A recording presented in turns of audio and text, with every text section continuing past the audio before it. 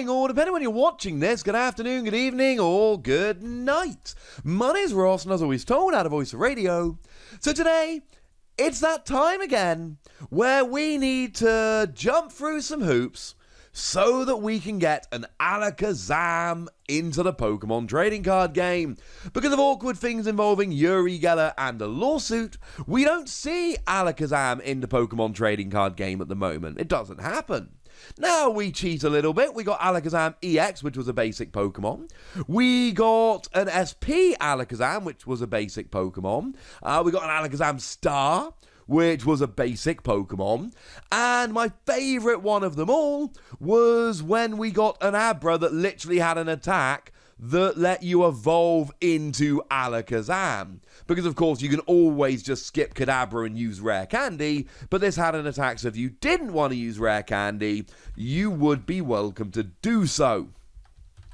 Well, we haven't actually had a Kadabra since Skyridge, which was some time ago at this stage.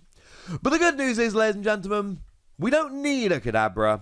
We've got Alakazam V, and of course, with Pokemon V being all basic Pokemon, we knew we were going to get an Alakazam, because it is a way for Pokemon to give us an Alakazam without giving us a Kadabra, which we're not getting another Kadabra, alright? The time has passed. Kadabra is gone from the Pokemon TCG.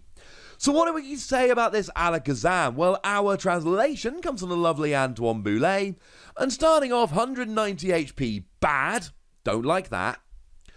It's on the lower end of Pokemon V's. Retreat cost of 1, giving free retreat with U-turn board, we're pretty okay with, that's kind of nice. We've got a resistance to fighting, which, again, I still believe that cards like Vikavolt and Eternatus are going to lead to an increase in play in fighting decks, and you're going to benefit from that. But also, you are weak to darkness, like, you know, that Eternatus deck I just mentioned. And oh my goodness, being weak to Eternatus is not something that you really want to be doing right now. So, yeah. Bad weakness. Being a psychic Pokemon does mean you're hitting weakness against stuff like Mewtwo and Mew, which is quite nice. But it also means you've lost all of your tricks. Your mysterious treasure to search you out. Your Malamar to accelerate energy. Your, what do you call it? What was that thing? Spell Tag that dropped extra damage. That's gone. We are getting that Pokemon tool that heals 80 if you discard a psychic energy. So, you know, whoop whoop. You know, that Pokemon item is going to be quite nice, going to allow you to do a little bit of healing. But then again, we've already said you've got low HP and you've got a bad weakness. So, shall we say I am not loving the basics as much as I could here. But we do have attacks. So what do? Well, the first attack, 1 Psychic Energy, place 3 damage counters on your opponent's Pokemon in any way that you like. Now look, I will give this attack credit for one reason and one reason only. It's a basic Pokemon single energy attack, which means I can go second, and on my first turn of the game, I can drop 3 damage counters down. You're not probably getting any KOs. You might be able to, you know, you might have attackers, including Alakazam, who are often 10 or 20 away, or even 30 from key KOs. So what you can do here is essentially drop damage counters to set up KOs later in the game. That's one thing you can do. That's nice, I suppose. But the thing here is, this is Mew's attack. This is the attack of Mew from Unbroken Bonds, except it's not the attack of Mew from Unbroken Bonds, because a Mew from Unbroken Bonds does it for a colourless energy, not specifically a psychic energy. And not for nothing, but Mew's got that really awesome ability that prevents all damage done to your bench Pokemon by your opponent's attack. So, I'm gonna need a better reason than this. Because frankly, ladies and gentlemen, if I want this attack, I'm playing Mew. I suppose maybe I have to Mew's Rotator, but no. There is a second attack, and the second attack is significantly better. 2 Psychic Energy, and you do 30 damage for each card in your opponent's hand. Oh. Yeah, that's a lot better. And you see, I see this attack a lot of the time as one that is going to help you even if you're not using it. And I adore this. You see, I like the idea of just having an Alakazam on the bench to mess with your opponent. Now again, it's a moderately weak 2-prize Pokemon, so you've got to be careful. But the fact of the matter is, let's say you're playing against Mewtwo and Mew. You're essentially doing 60 damage per card.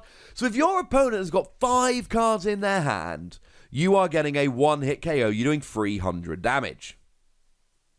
So the Mewtwo and Mew player is going to go, ha ha ha ha, I'm just not having 5 cards in my hand. Does that really sound like a win for them? Their big plan is, I'm going to deliberately ruin my own hand size. I'm going to deliberately limit my hand size to hurt you. Okay? Yeah.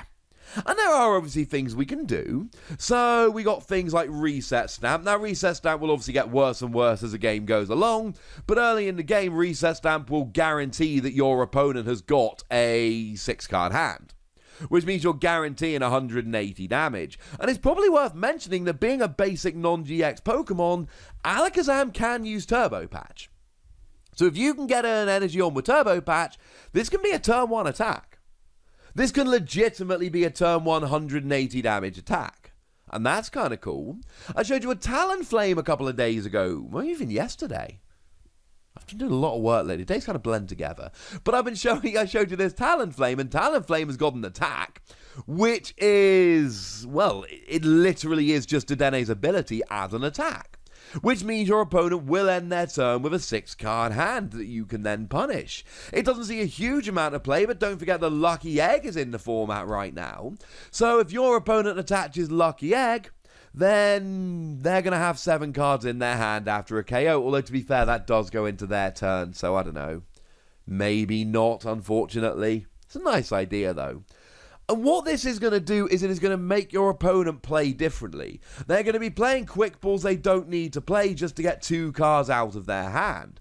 And if they end up playing too aggressively, they might end up discarding cards now to lower your damage output that they then might end up wanting in the future but don't have because they discarded them to keep their hand size low. There are things that you can do. I don't think your opponent's going to fall for it, if I'm honest with you. But don't forget, we've got Erica. Erica came out in Cosmic Eclipse, and it says each player may draw up to 3 cards. Now, maybe there is kind of a hilarious surprise here. So you play this and your opponent goes, yay, I'm going to draw 3 cards. And then you immediately just go Alakazam, Energy, Turbo, Patch and Smash. But that's the kind of thing that will only ever work once. As soon as you pull this on your opponent once, they'll know it's coming. They'll be looking for it and it'll never work again. But in the short term, that could be kind of hilarious. That's something that could be really fun. Again, I don't think it's going to work very often. But it is, the idea of it, the pure idea of it makes me extremely happy. That this might, in some weird parallel universe, actually work occasionally. Oh, I would be delighted, ladies and gentlemen. I'd be a very happy Wossie. But the fact of the matter is, if nothing else, this is going to make your opponent play awkwardly. And try and keep their hand size as low as they can. And you've got stuff like Reset Stamp. And because you're talking basic Pokemon 2 energy attack, you do have the option of using stuff like Turbo Patch to drop this as a surprise. Now, it is worth mentioning there is an Alchemy in the set, and we'll get to the Alchemy properly later. But this Alchemy does have an ability that says you may draw a card and have your opponent draw a card. So that can make your opponent draw a card. Which, we don't have many ways to make your opponent draw a card, right? So even though it's not amazing, it does fall into that category of actually, you know what, mate, that might actually be the best we've got. So, yeah, I suppose it will have to do. So maybe Alchemy works in that regard. Honestly, I don't know if you're getting up to huge damage with this. I think this might be a Pokemon that's got a moderately low damage cap. But then again, early game it's great, it's really easy to use, it hits a nice weakness, so I kind of like it. I'm giving it between 3 and 4 Wassies. We don't give half Wassies, that would be barbaric. But the fact of the matter is, this is one of those that could end up being a very, very nice Pokemon. and it could end up actually making quite a bit of a difference. But I'd like to know what you think, so let me know in the comment section, would you? Go nuts, be nice, and then make sure you like this video, subscribe to this channel, follow me on Twitter at TheWassy, and Twitch for some live action at twitch.tv/PTCG Radio. If you want to support the channel, get some bonus podcasts and all that good stuff, head on over to patreon.com/PTCG Radio, where you can do exactly that. But by far the most important thing, as always, look after yourselves till next time, would ya? Thank you very much for watching. My name's Ross, and you've been watching PTCG Radio.